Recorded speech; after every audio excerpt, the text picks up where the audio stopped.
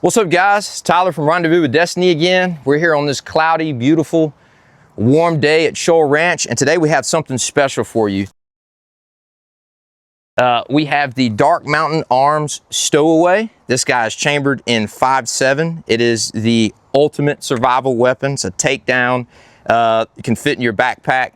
Today we have two variations of the 16-inch. Unfortunately, we don't have our hands on a pistol yet. We did purchase these with our own money. They are not a sponsor, so we're gonna hope to give you the most honest and detailed review by far. So today we're gonna be doing some shooting with some different types of ammo. We've got our Garmin chrono out here. We're gonna chrono a few things and really just see how tight they shoot. Having a little bit of issues with this guy. I do believe it's a headspace issue where it's a little too tight. We've got a few different types of ammo here.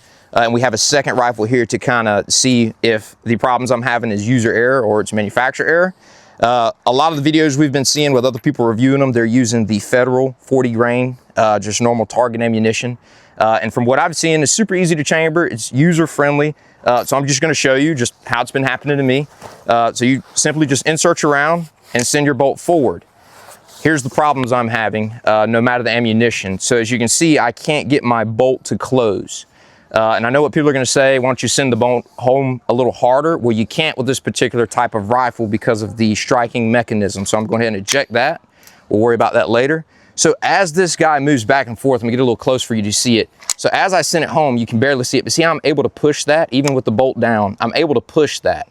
So if you were to send your bolt home, that striker actually could touch the primer, igniting your round and actually touching off. So if your gun's not pointed in a safe direction, it could potentially be very dangerous. So that being said, immediately I stopped messing with it. I only were able to get about, 50, 60 rounds through it. So immediately I go to their contact page, send them an email, let them know what I was having trouble with. And almost immediately, a gentleman by the name of Aaron, I won't release his last name, contacted me. He was very concerned, told me that we're gonna get this issue resolved. And I kid you not, within 3 days, business days that is, he did send us a package. Yes, it's open. But I have not unpackaged it yet. I wanted to make sure that I had the correct tools to do it. So today what we're gonna be doing is I'm gonna basically go through and swap all the parts that Aaron recommended from Dark Mountain Arms. And we're gonna see if we can get this issue resolved. But I will say I'm extremely impressed to see the speed that they were able to send this barrel once I mentioned the problem. Again, I mentioned the problem to him East Coast time, maybe 3:30 p.m. on a Monday. By that Thursday afternoon, I had the barrel and the bolt kit. And again, we're here ready to install it. So without further ado, we're gonna go ahead and do a swap.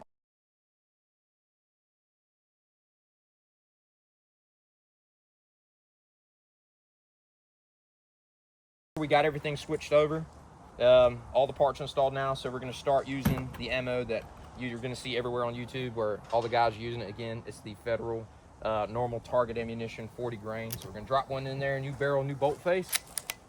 Ooh, smooth. That's a good sign already. Again, I could not even get it to do that with any ammunition. So first round in, we're gonna just fire it. Hit on target. Little hard coming out, but again, it's a fresh barrel. Let's try one more of the Federal real quick. Super smooth. Really looking good now.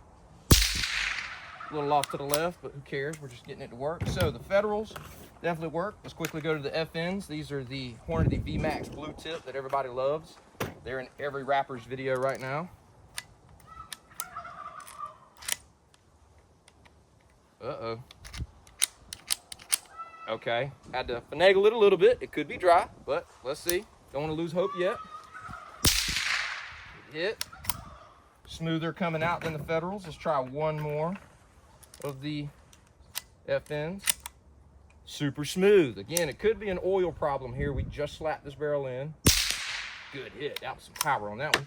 So we're gonna try the other FN green box. Yes, it has a pistol on it, but it does not signify that it's only for pistols. So let's throw these guys in here real quick. Super smooth. That may be the smoothest of all the rounds so far. My God, that had some power behind it. One more of these guys to confirm. That was the smoothest of every round I just chambered. Super good. So definitely could have been a headspace issue. She, in my opinion, has been resolved. So again, shout out to Aaron at Dark Mountain Arms for expediting this process of this repair. So today while shooting the Stowaway, we were able to test 3 types of ammunition. The first type we tested is the Federal American Eagle 40 grain FMJ.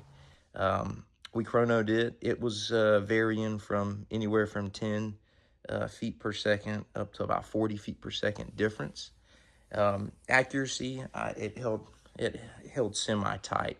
I'd say it held within a $50 at about 50 yards. I was like, is there safety? The second brand we tested was the FN branded blue box. That's going to be featuring the 40 grain Hornady VMAX. And again, it kind of replicated the same results as far as chronoing speed as the Federal.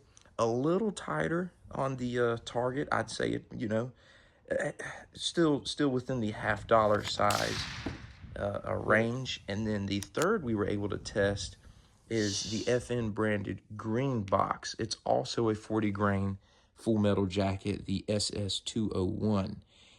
And guys, this is probably our favorite ammo so far.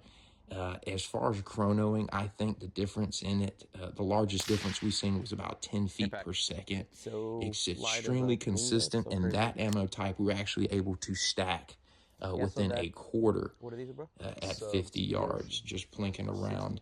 It's definitely our favorite. I think we're going to be choosing that. The only reason we have these 3 ammo types is, unfortunately, out of all the stores we visited, these were only 3 that we could find that would meet the requirements we were looking for. Impact. He's dead. So a couple key features that I noticed immediately was the length of the Picatinny rail that comes on top of it. This can potentially pose a problem if you're using tubular optics, kind of like I'm doing with this Vortex Strike Eagle combo. I did actually have to slide this 2 slots forward to make room for the actual bolt clearance, or you wouldn't be able to use it.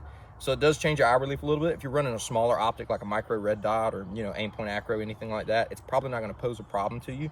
So just keep that in mind. The other thing is it's a single fed rifle, so which means every time you rack it back, there's no magazine to be removed, anything like that. So you're going to have to feed each round one at a time. And another thing that people are going to wonder and have been questioning about is zero retention when the barrel has been removed.